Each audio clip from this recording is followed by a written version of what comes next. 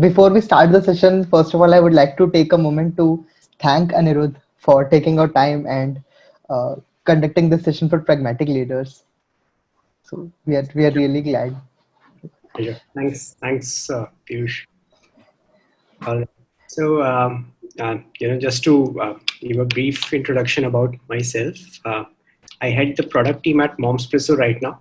Prior to this, I was heading product teams at POPxo. Prior to that, I was working with an affiliate marketing organization, Parity. So they have 3 to 4 products in the affiliate marketing space.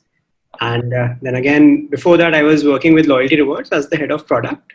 And what those guys do is basically, they work with a number of banks in the customer loyalty space, and they manage the end-to-end loyalty programs from the accrual of points to the redemption of it, so the end-to-end engine. So yeah, if any one of you at any point of time wants to reach out for anything to do with customer loyalty kind of problems, or something to do with content, community, or user generated content kind of product, any kind of concerns you might have, just feel free. I'll be more than happy to just help out in any way I can. Yeah. Sadi, if you can also just introduce yourself, and probably we'll take it from there. So, hi guys, my name is Saradi. I have closer to 4 years of work experience. I passed out from BITS Goa. So before I started my career as a product analyst in a small startup in Bangalore.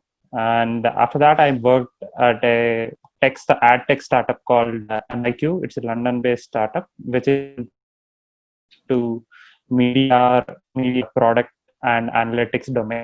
My work over there was involved in creating end-to-end product solutions and all. After that, I joined Glowroad as an associate product manager, and currently I'm working as a freelance product management consultant for a Singapore startup called Trazio. It's an adventure-based startup which lets users to book high adrenaline activities like skydiving, scuba diving, and mountain biking, etc. So the product is yet to launch. Maybe in a couple of months, we are going to launch it. So I'm looking forward for that startup launch. Okay, great. Thanks for this, Sadi. So how I'm planning to structure this interview is probably touch a bit on the design sense kind of questions. Probably we'll move on to test some of the estimation kind of questions, and then again, depending on how we are doing basis time, probably we'll dwell a little more time on product metrics. Okay. Yeah, fair. Sure. All right. So tell me, Sadi, if you were to design YouTube again, okay, but for the old people, right?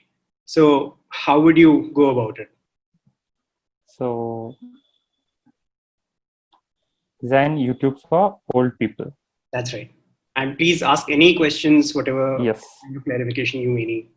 If you can give me a couple of minutes to jot down my thoughts, sure. And maybe I'll start with the clarifying questions first, and then once I'm done with the clarifying questions, maybe I'll explain the process that I'm going to follow. Okay, so I would like to ask a couple of clarifying questions first. So since you said that the user group is like old people, so I just want to know how old are they? What's the age group? You can coin old as like from 50, 60 also. So what's the age range that I should be looking at? Looking at the age group 65 to 75. 65 to 75. Yes. Okay. And I'm assuming that these people are like totally healthy and they don't have any visual impairments or any other sort of difficulties in accessing smartphones or other platforms like YouTube, etc. That is a possibility. That is a possibility. That is so I should assume that. Let's just say with age, whatever happens, so they are not really suffering from a particular disease, so to say. So we are not looking at a very niche kind of segment. But with age, all things, that sometimes accompany one person. So those could be possibilities. Okay. So these users are have difficulty in accessing. Yes. And so what kind of platform are we currently looking at? Like, so the older generation doesn't have much of touch with the smartphones that are currently running in the market. So are we designing something for the smartphone space, or maybe are we designing it for a desktop kind of app, or maybe tablet kind of app? We are looking at So mobile app only. We are looking mobile at app only. mobile app only. So, to the point that they're not very familiar to phones, the ones that are available right now. Probably that notion has kind of changed, along the years, because everyone Yes. is on smartphones. It's just that we want to make YouTube super, super friendly for them. Okay, sure. And one more question. What would be my goal? Like, yes, there is an existing YouTube app that is currently available, so everyone can access it. So why are we specifically designing this just for the old people? Is it what are the main features that we are like looking to offer in this kind of app? So is it is it a better user experience kind of stuff, or maybe reducing the clumsiness that we usually see in YouTube, or is it something that they want to access their old classics? So old classics, like since people are like old people, so maybe they would be accompanied or like looking at old stuff, like maybe the 90s stuff or like maybe 80s stuff, the black and white movies, etc. So is it something that we are like doing in specific for these users, or is it just from the user experience point of view? We are looking at user experience. So it's not to do with the fact that there's a particular kind of content that needs to be consumed or something like that. It's just that from a user experience point of view, we want to make the app more accessible for that kind of an age group. Okay, sure. Cool. If you can give me a minute, maybe I'll gather my thoughts, and then we'll start the design problem. Okay. Sure. Good. Yes, Anirudh. So just to reiterate the question, we are trying to design YouTube for old people, and the main goal of this app, it's a mobile app that we are like planning to create, is mainly for better user experience for this old people. The assumptions that we have are these people have difficulty in accessing content on the current YouTube app. So first I'll start. The goal is simple. It's better user experience. So my approach would be, first I'll start listening on my user groups, and then I'll focus on their pain points, and then I'll prioritize their user needs on those pain points, and then focus on giving out solutions, and then maybe we'll evaluate those solutions, and finally we'll pick the best solutions, and we'll conclude that. Sounds good? Sounds good. Sounds great. Yeah. So since you already mentioned, my primary user group would be the old people. Yeah. And I would also consider the younger group accessing. So not just the old people. So even people who have like special conditions in the younger age group also might be able to access this. So maybe a younger group with special ability. Mm-hmm. And the other third user group would be the regular users who are like accompanying these old people, Okay. the general YouTube users. All right. So I think among all the three user groups that you spoke about, let's focus on one. Given the time constraints, let's again just look at the main audience which we were looking at, which is again the old people. Old people. So Yeah. when we think about the pain points, so what exactly what are the pain points that as an old person have? So firstly, difficulty in handling it. Can you explain that a bit more? Yeah. So difficulty in handling or accessing the mobile. Okay. So with age, it's mainly because of their vision. Mm-hmm. Sure. And second one, not being able to adapt to the current uh, layout. So it takes a bit of time for anyone to get a bit of understanding how the app functions and where to click, etc. So this might be a tough case when it comes to old people when they're like trying to access it. Mm-hmm. All right. Third one is the uh, kind of streamlining the streamlining the way they consume the content. So right now the content on YouTube is like is very it's very like there you have to scroll a lot whenever I go through on the YouTube homepage, etc.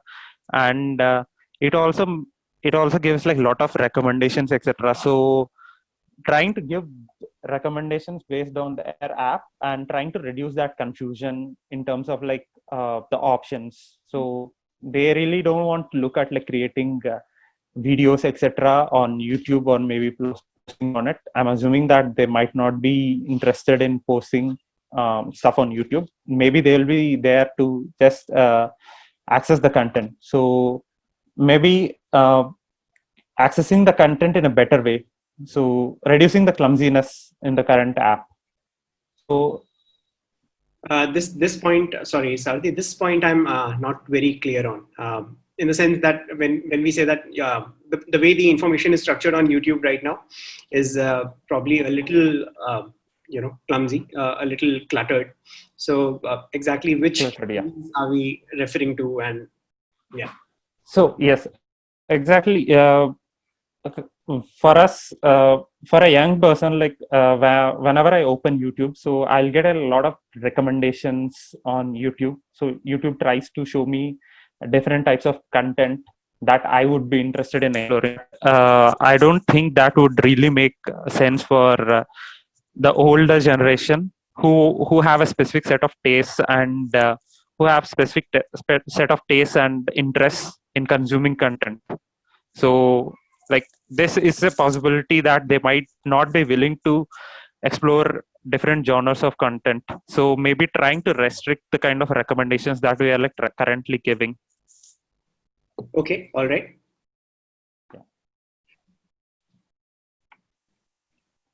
And any other pain point that I can think of, what does a old person do? Maybe he'll just access it and he'll try to find a video, watch it, and he needs better. He needs everything at one place. Like he shouldn't be confused with the UI, etc., which is totally fine with YouTube. So the difficulty in understanding the path. So they don't know the functionality as soon as they open the app. So since we are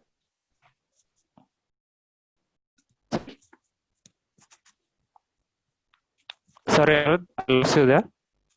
I was asking Sarthi, as in you mean what the app is about? They're difficult. They have difficulty being onboarded onto the app. Yes, like I have a grandfather, so even if I show him the video, like how YouTube operates, but he'll still ask me to uh, do the same thing for him again and again. So it takes time for them to learn, right? So unlike others, they need repeated hits of onboarding kind of stuff. So they need to be reminded. Okay. All right. All right. Fair. So we have some use cases for this audience. Yes. Right? Let's stick to the first use case that you mentioned, which is vision related issues that they might have. Yeah.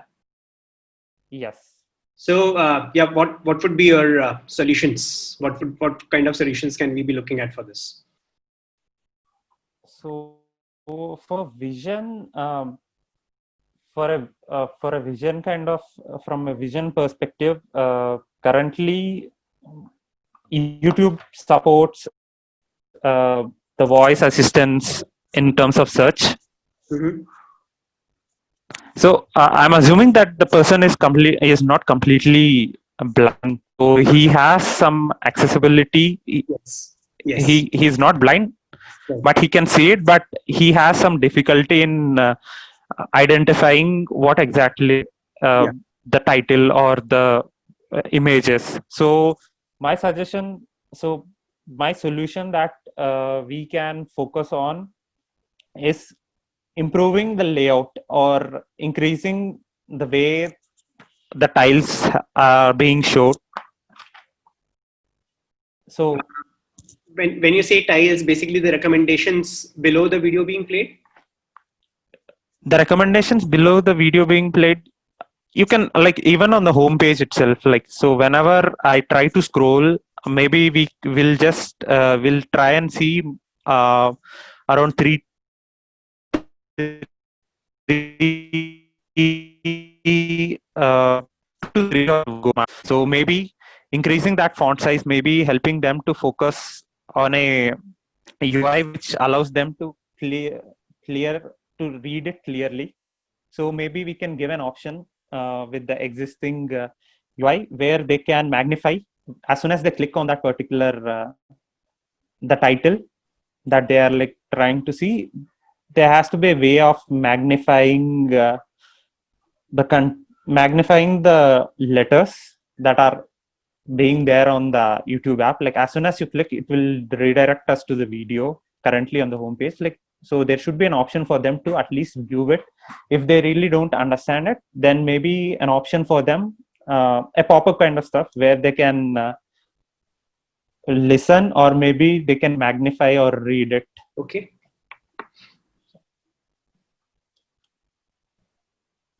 Or read it. And so what other problems that the user might face when he has some issue with the vision in accessing YouTube? So Let's say their default, we have focused a bit on how the text is appearing and how the viewability of that. Viewability, yes.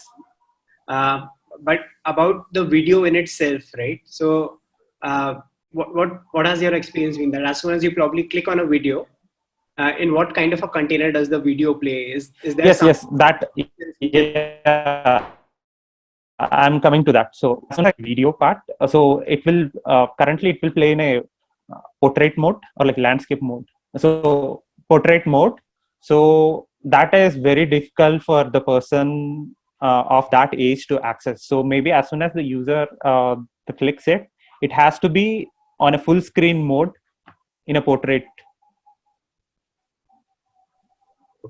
Okay. So, and maybe that for even from the recommendations perspective, as soon as you are like trying to click, so the way the old people usually do, they don't like to do things very instantly.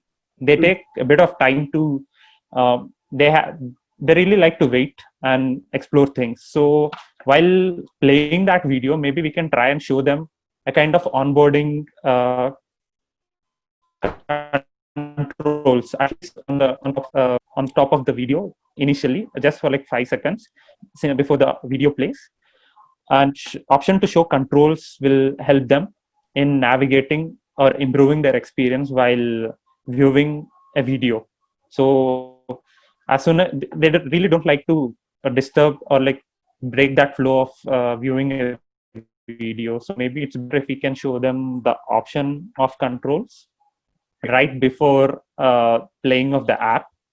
And when it comes to recommendations, there should be a kind of indicator that I would like to keep. Currently, it's swipe up when you are like viewing from YouTube. Maybe since we are like focusing mainly on the portrait mode and the accessibility, I think this will be covered in the option of controls for the recommended videos. But way the recommended videos are also being showed should not should not hamper their user experience. That's how I feel. When it comes to there shouldn't be a lot of recommended videos on their sidebar. So maybe a couple of them where they can pick, and then they can access them and play, or like maybe switch to other videos.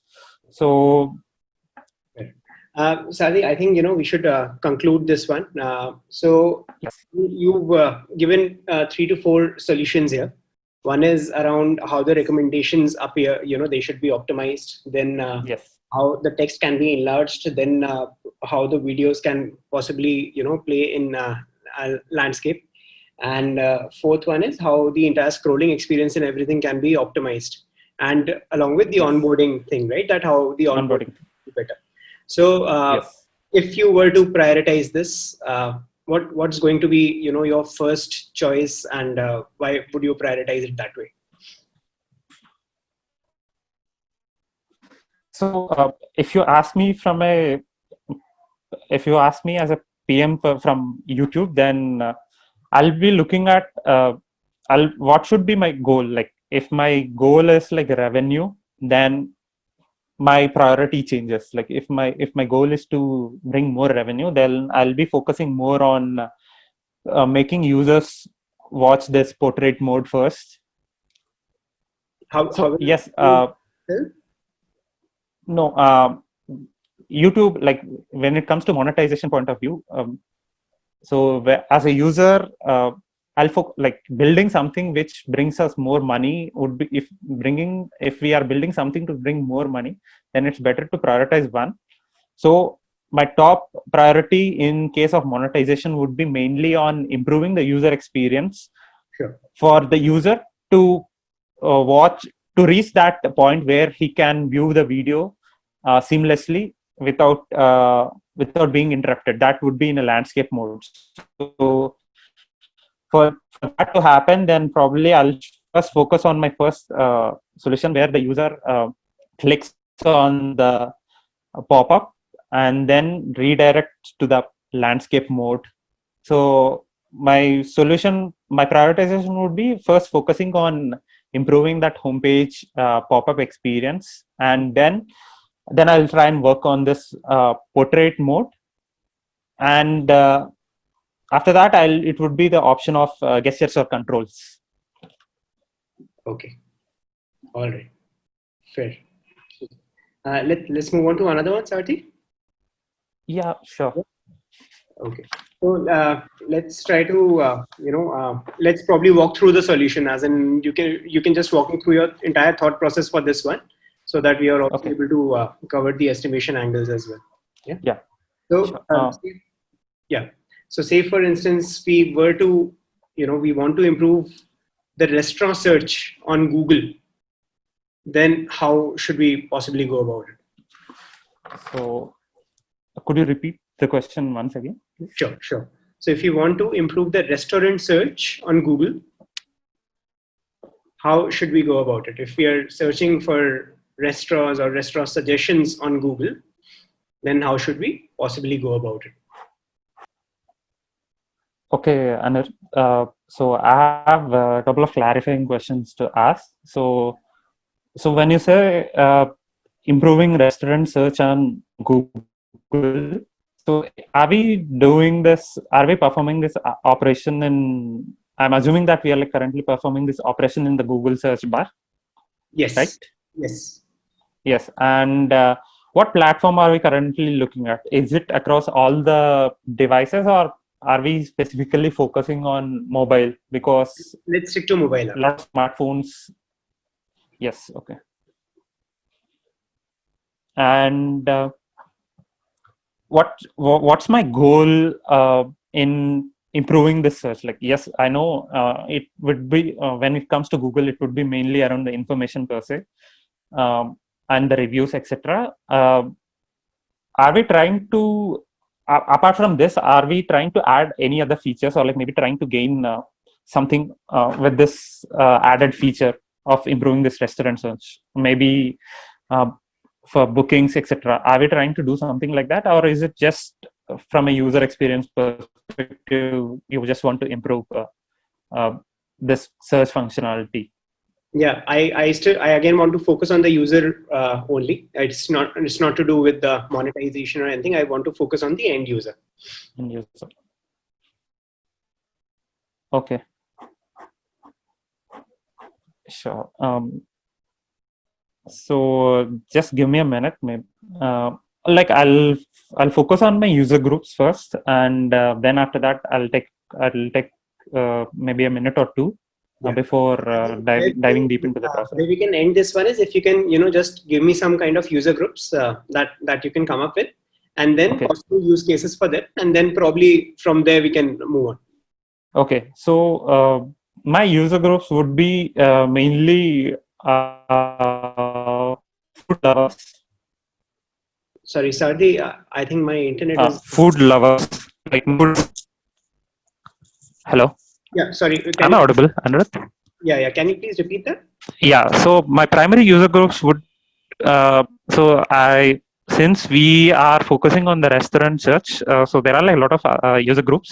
So one primary user group that comes to my mind is foodies, maybe food lovers. Okay. Who wants to explore different restaurants or cuisines. Mm-hmm. Yeah, and the other would be someone who food critiques. Okay. Yeah, right.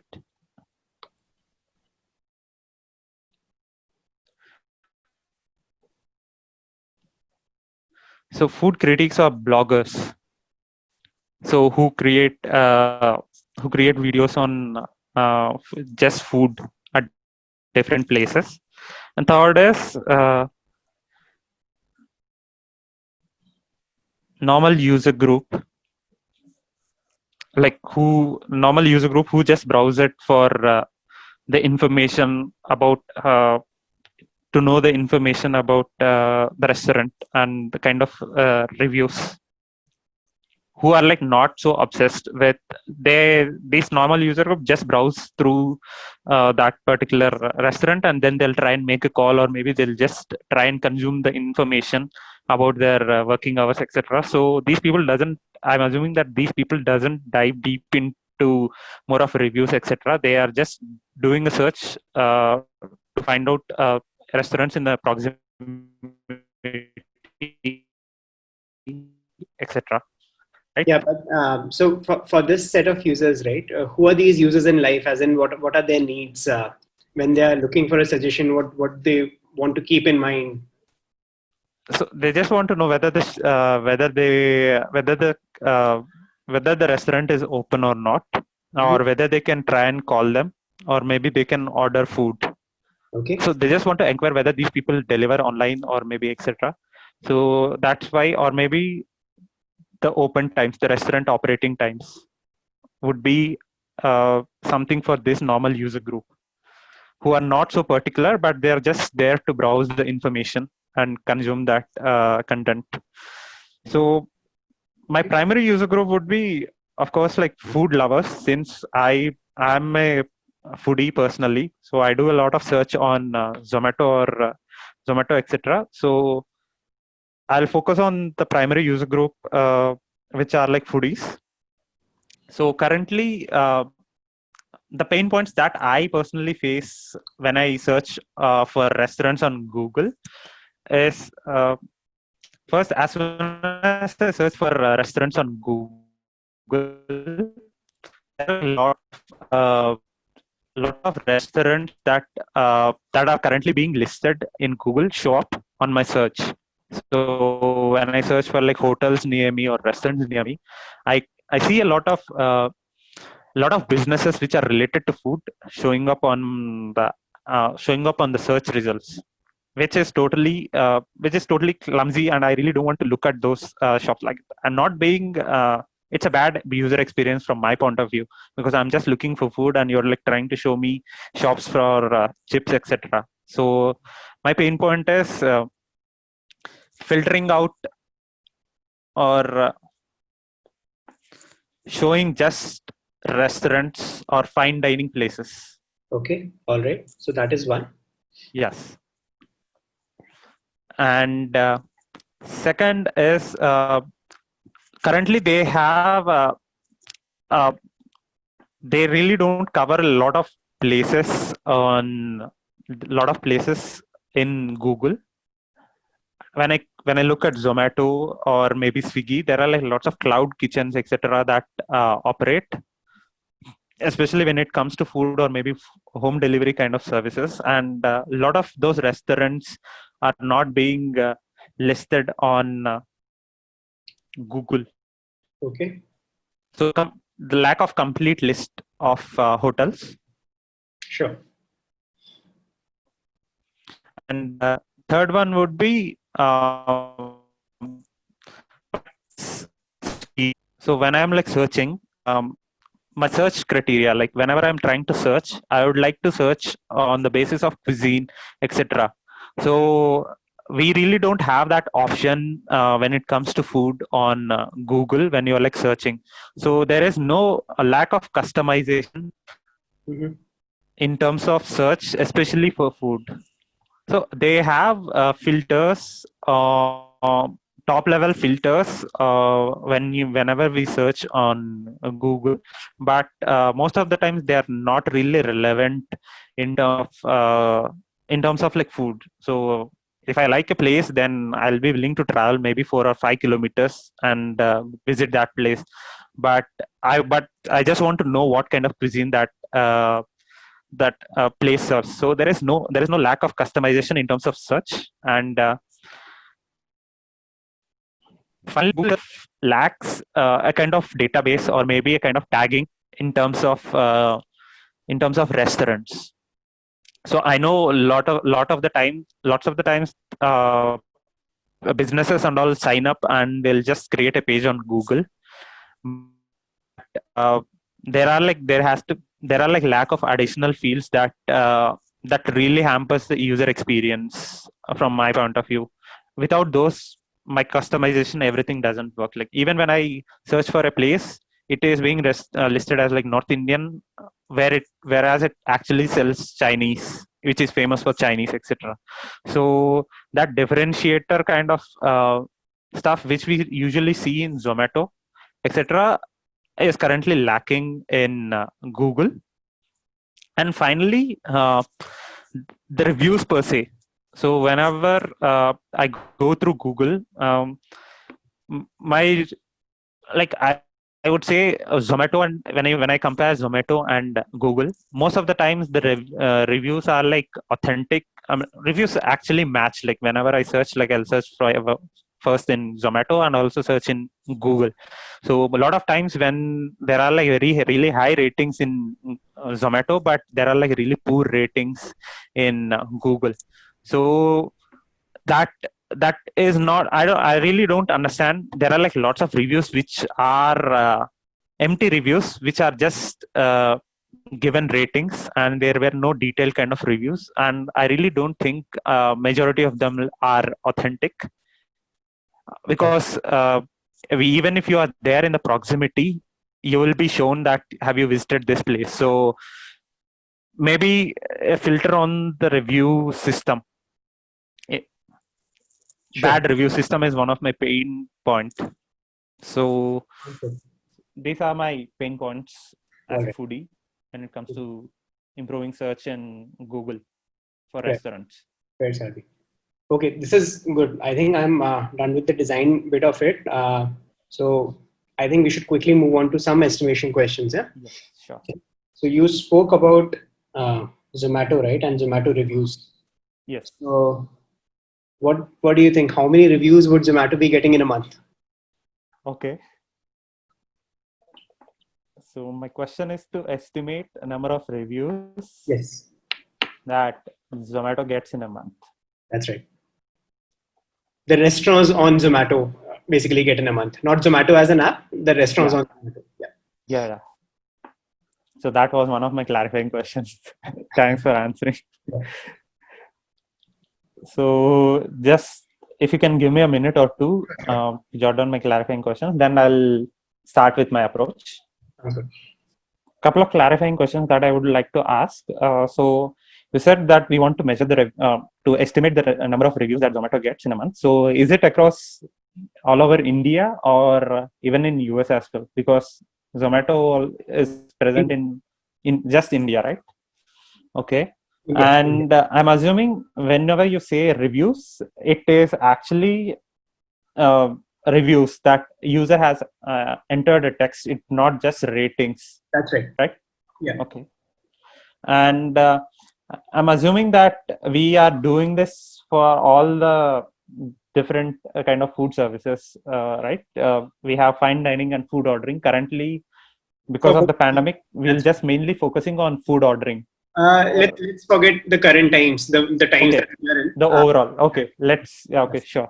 Maybe in the fine dining and the food ordering. Yeah. And finally, yes, it's just for is it one more question, like does the user want to, like, since Zomato has a special feature like Zomato Gold, so should I include that as well or should I exclude that? How will that make a difference? No, I mean, whenever we are utilizing Zomato Gold, the person has to be there, has to be physically present, or he has to perform some action to unlock it, right? Mm-hmm. So that should already get covered in the audience, which is going out to eat now. So in a way, it's already covered. It's already covered. Okay, sure. So just give me a minute before I come up with the equation, then we can start estimating the numbers.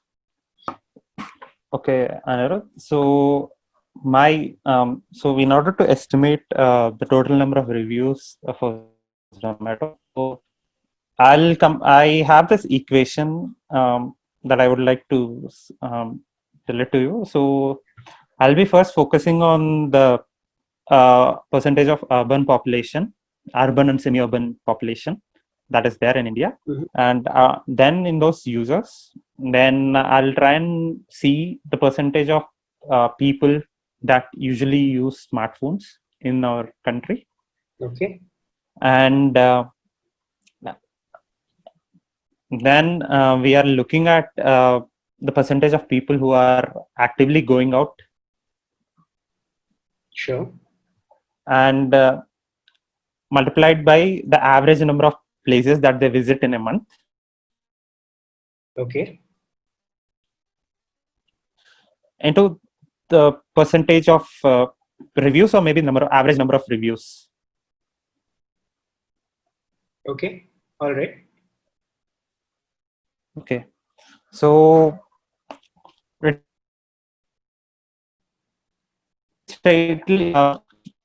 calculation. So I'm just focusing on urban and semi-urban populations. Let me just one point here. Yes. At what point would you also be considering that whether these users that we are talking about, which constitute a part of urban population who are going out, are also Zomato users?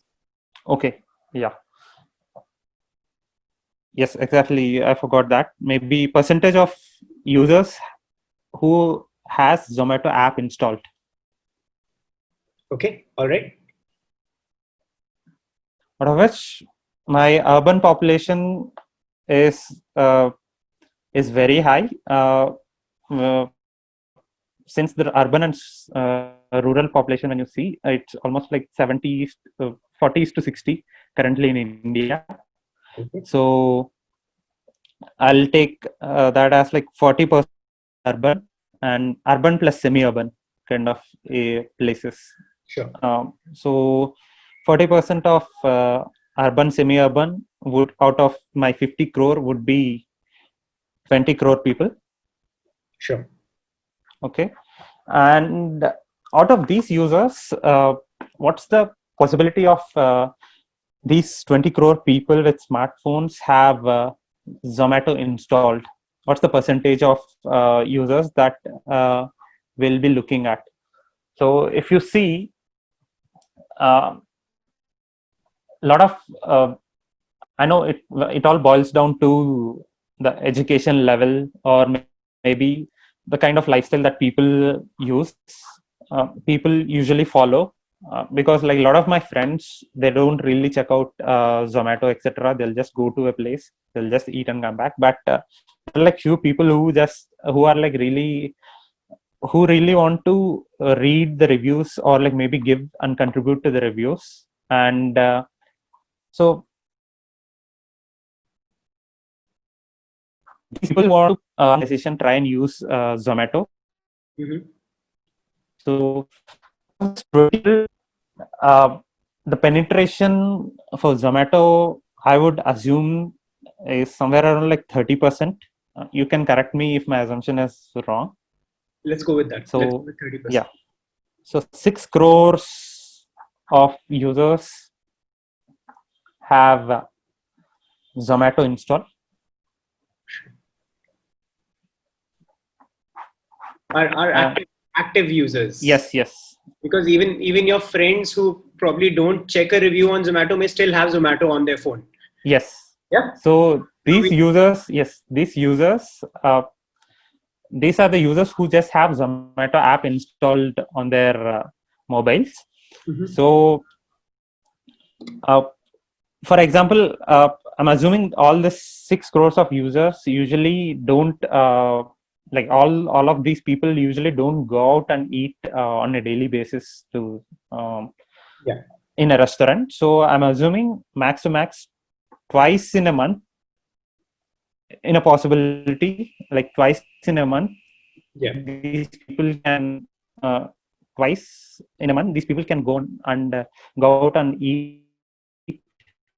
So that would be like 12 crore visits. Okay. All of these users, but I'm assuming the percentage of reviews would be would be marginal in this case, because a lot of my friends, anytime we usually go, lot of them doesn't review food, they just rate them and they don't usually take time to review it. So the percentage reviews would be like really low. I would say it's hardly, maybe I'll assume out of 100 only 2 to 3% can give, considering all the active users, etc. and factors, around 2% of this users might give out reviews. So out of 100 active Zomato users, 2 to 3 people will give a review. No, out of all, since we haven't calculated the active users. Sure. So I'm assuming only 2% of the users out of all this installed app users will give review. Is that a fair assumption, or? All right, let's move ahead with it for now. Okay. So that would be somewhere around like 24 lakh. So let's so what we can do is for now we can leave out the calculation. Any other factors that you would like to include here, or so we'll probably just focus on the factors for now, and so that we can move ahead. Okay. Any particular factors would be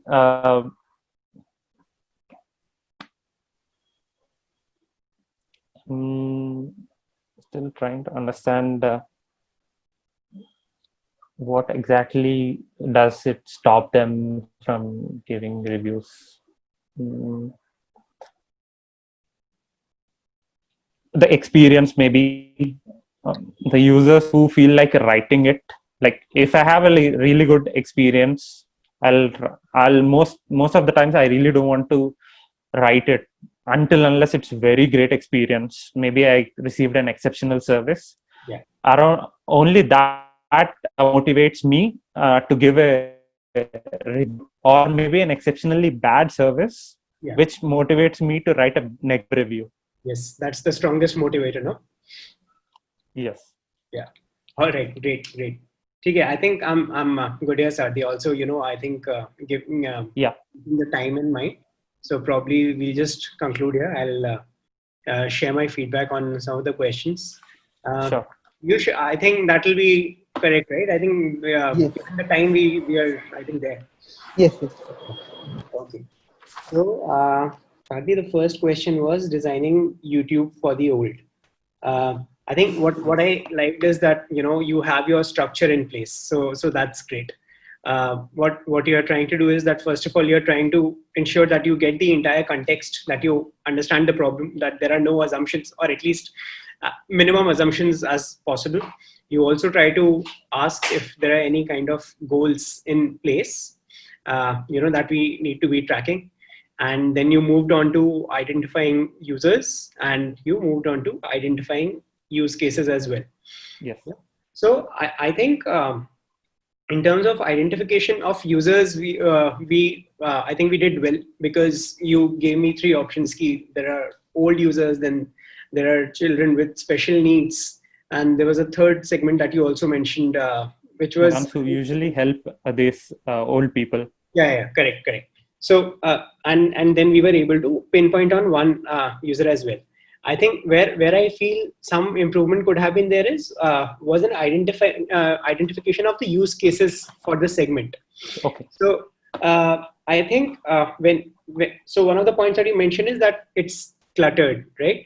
So Yes. but I think we were not really able to elaborate on that. That when we say cluttered, what exactly is making it cluttered?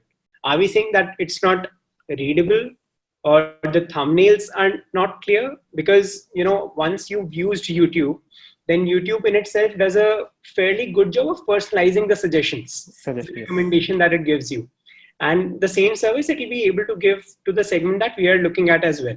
So if there's a certain point that we are looking at from that perspective, that would have helped. Okay. Again, from prioritization of use cases perspective, you said that listing will be probably the first priority, and then we'll be moving on to the display area of the video. If you look at the general user behavior on YouTube, and if you look at user engagement metrics as well, where do you think the most time is spent for any user? It's interface, right? So interface, yes, are very, very important. Yeah, no two ways about it. It's extremely important, but the most important is probably how the video experience in itself is. Yes. So, and video experience again, so we spoke about that, how probably the video can give an option of upfront opening in landscape and stuff.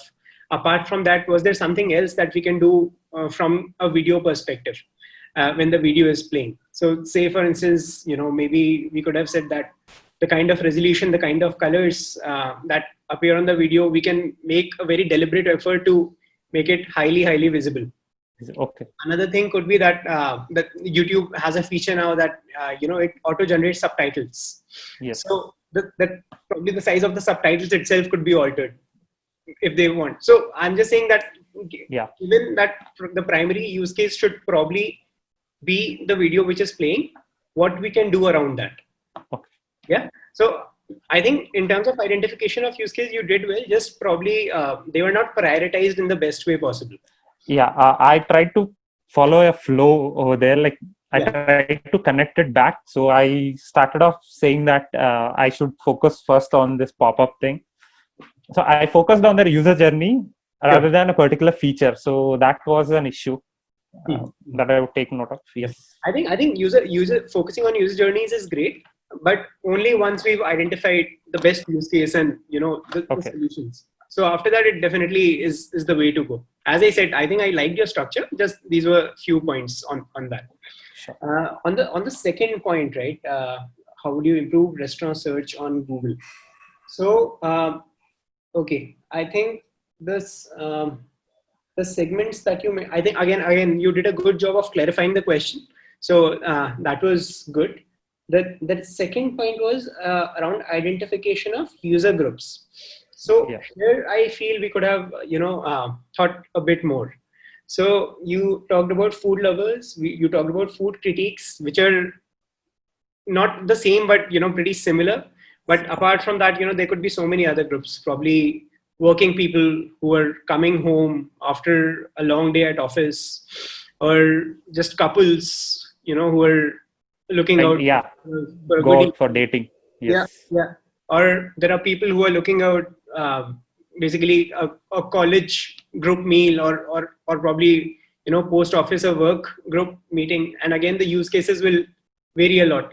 Let's say, Yes. for instance, someone is going in a large group, then reservations becomes very important. Important. Yes. Yeah, if someone doesn't have a lot of time and is probably traveling from somewhere else, right? From some other city, has no idea of what a particular city is like, then it will be very relevant for her to get the specialities of a particular restaurant and probably even the entire menu listed there itself, the way many of the food giants do. Yes. Yeah. So and I think the user group that you mentioned, right? Normal user group. So that's where I was trying to drive you. That okay, what's this normal user group like? While we understand Okay. this Yeah. normal user group is not a food lover group, is not Yes. food critique, but what But there exactly? are like a lot of different other user groups that are in this normal user group. Yes. Yes. Okay. Yeah. So this was the second one. On the third one, which is how many reviews would Zomato be getting in a month? So you started off when you were trying to get the segment size. You started off looking at Indian population, then how many urban people would be there. But just think about it. That when we are looking at this problem statement, is the universe the Indian population? We could definitely go there, but that will take you a longer time to reach the stage Rich. Yes. where we are. As opposed to if you would have just taken probably, okay, what is the Smart. total download base right now of Zomato?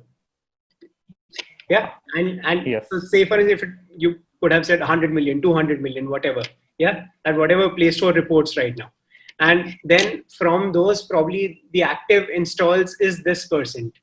And out of the Percentage. active installs, maybe these are the number of active users, as in people just having Okay. the phone and versus active users who are actually opening it, using it as well.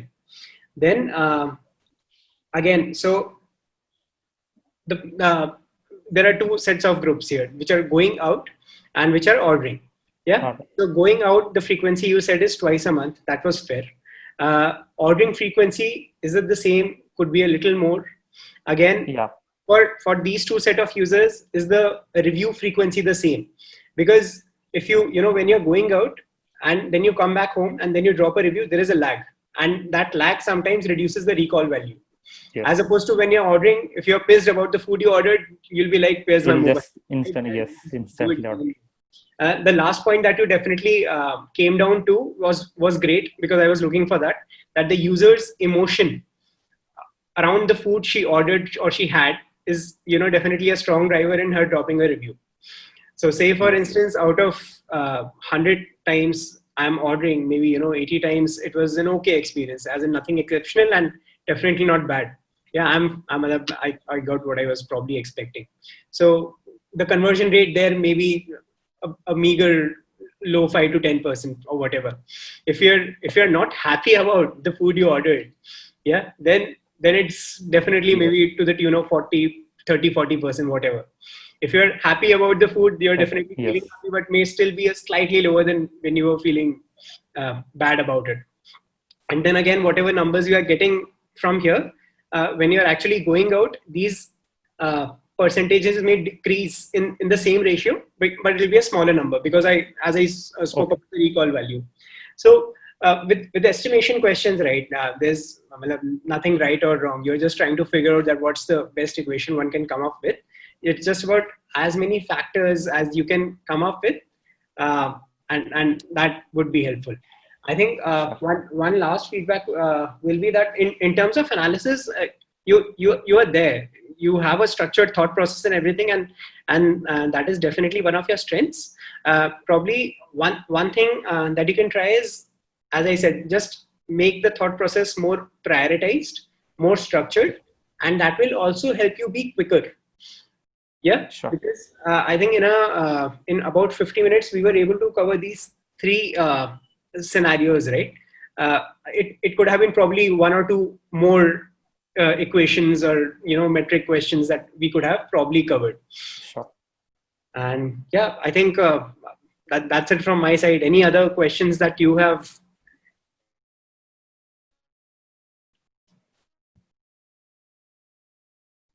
Yeah, I'll I have like as you mentioned in the restaurant search part. So whenever we are like trying to list user groups, is there any like should we list only specific set of user groups, or the list of user groups that you mentioned were like really lengthy, maybe 7 or 8? It can go up to 7 or 8.